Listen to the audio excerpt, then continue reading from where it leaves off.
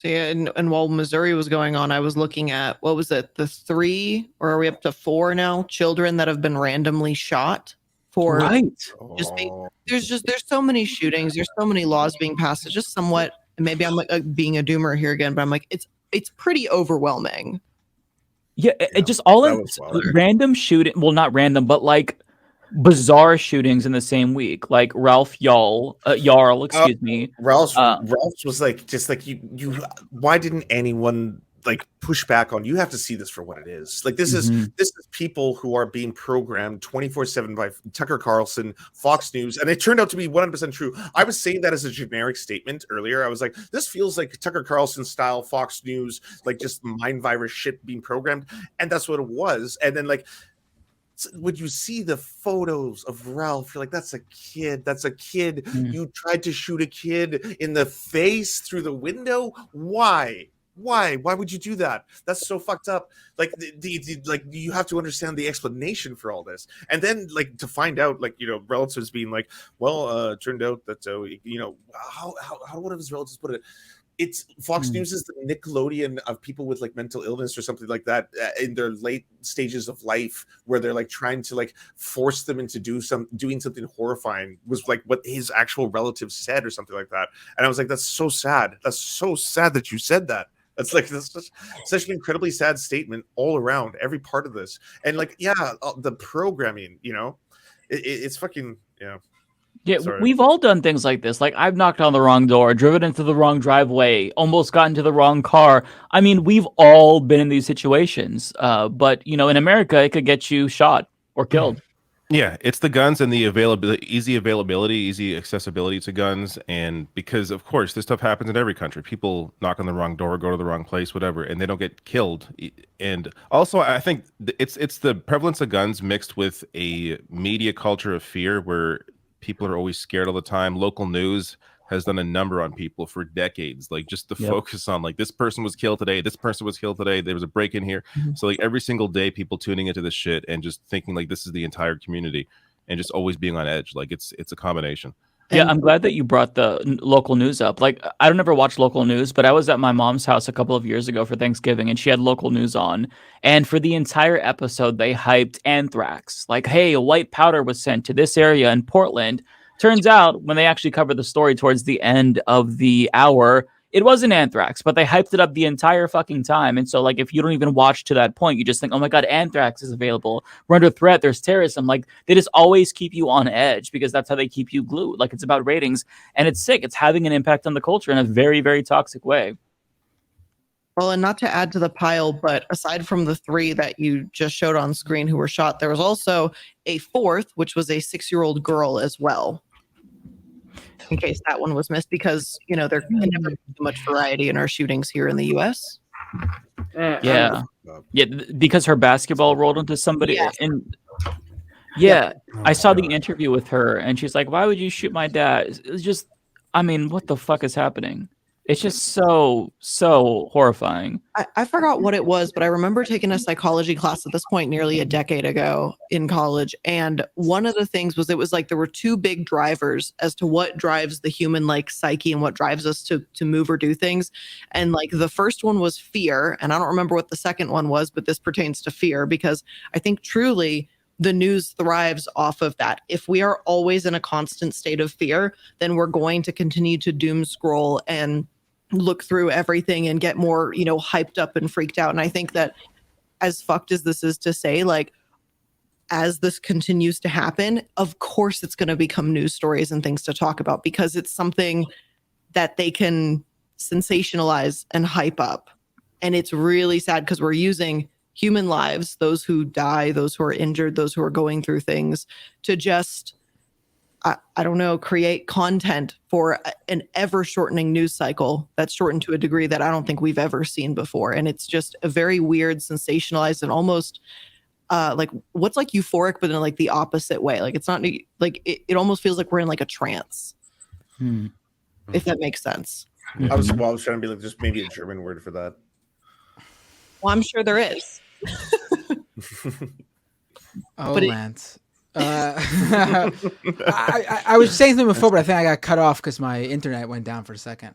I think we have a very sick problem here in this country when this is happening over and over again. I said it earlier when it was just 2 cases, when it was just that the boy, what was his name again? Ralph Yarl. Yeah. Right. Yarl. And that teen girl or that 20-year-old girl in upstate New York. I mean, in all these cases, it's young people who are paying the price, who are facing the consequences of the sick culture we have. And it is guns, obviously. But for these specific cases, it's more than that too. It is the paranoia and fear mongering, and a lot of it is racist. Even in the case of that 20-year-old white girl in upstate New York who was shot and killed, that man in that house probably didn't care. He didn't know he was shooting at a bunch of girls in a car. He just saw a bunch of cars and has been watching Fox News and all these other right-wing outlets tell him over and over again that there's riots in Chicago and they're coming for you next after they loot the stores. And that's what they're getting over and over again. And young people of all colors are going to continue to die and have their lives ruined because of this sick fear-mongering that these older generations have been feeding on. Yeah, and being heavily armed at the same time. Like, that was the saddest thing to learn about the person who shot Ralph, when it was like that article where it's like it seems like they were watching Fox News to such a point where they had started to just like go down this post-COVID pathway of like genuinely thinking they were in danger 24/7.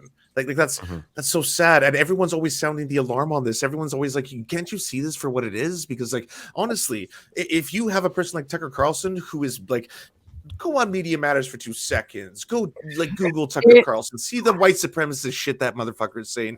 He's like that is one piece of it, mixed with the propaganda, mixed with all the other shit, mixed with hearing 24/7 criminals are coming.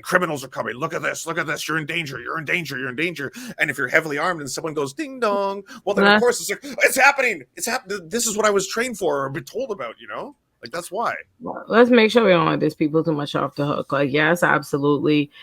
Fox News and these outlets be fear mongering, and these people are being pushed down a rabbit hole, and that is increasing racism and all of that. But it's a lot of the people are racist people choose to watch Fox News. So let's be fucking clear. Let's not just act like these are just they went in there just just peaches on the beach, and then Fox News just the first racism. It was not. Yeah. It was not. Yeah. So I just want to say that. I'm sure there are some people.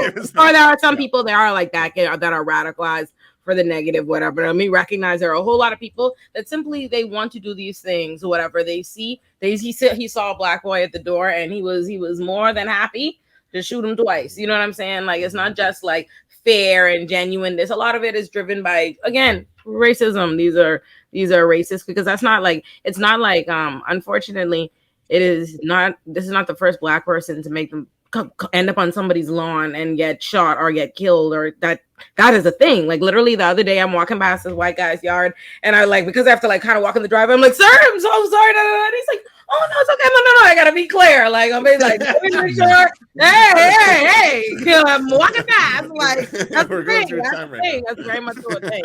So that's been a thing because racism has been a thing. So I just wanted to say that. That's my only 2 cents. Continue on, pressing on, y'all. Well, I was just going to add to it, and not that it's an excuse for anyone that's doing this shit, but just as like a general kind of reminder about, I don't know, this older generation, the boomers, shall we say.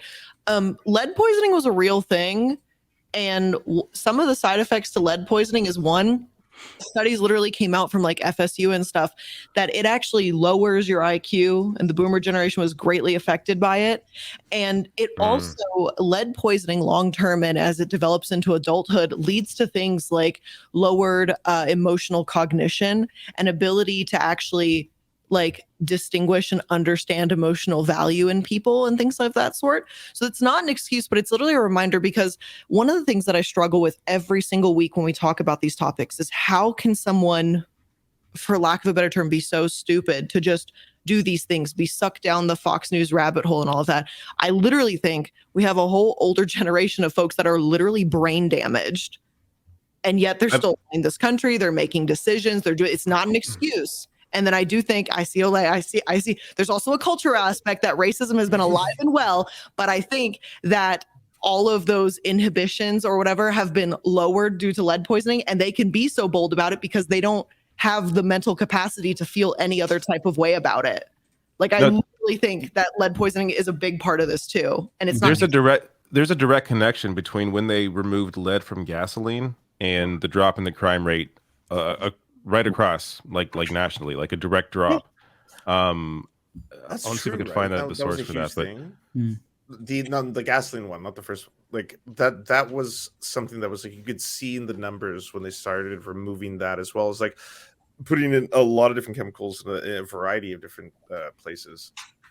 Absolutely. It's not an excuse. Just because someone goes, "Oh, I have lead poisoning, therefore I didn't mean it." That I no, I don't. I don't think the old guy who shot Ralph, for example, I don't think that was like 100% you can pinpoint any one place, but I do agree, broadly speaking, where like we do have to acknowledge that there is this thing where we are all programmed as fucking racist. We are, like, when you look at studies, and especially ones that come out from like, I saw this one from, I think it was New York University, that was talking about how people, and it doesn't matter if they happen to be black or white, they inherently see black people as more dangerous, and it's very easily explainable if you see how that shit is programmed inside all of us. Like, just from the propaganda, the videos, the movies, all this shit, like, it just keeps reinforcing the same exact thing. So that's that part, and like I think that part played an incredibly like contributing factor into that decision. Like, if you are willing to take a gun to shoot a kid in the face, because when you see the pictures, like, I know the right always tries to dehumanize black people and black victims of gun violence, and then they'll do this thing where it's like, well, were they using fentanyl? Were they doing this? Were they doing that? And in this case, it's kind of like when you see, like, this was a band kid. It was a kid who was in band, who had a saxophone, like that. It had to have played something in, like, how could you do something so vicious, like out of a fucking movie or something, that levels of evil.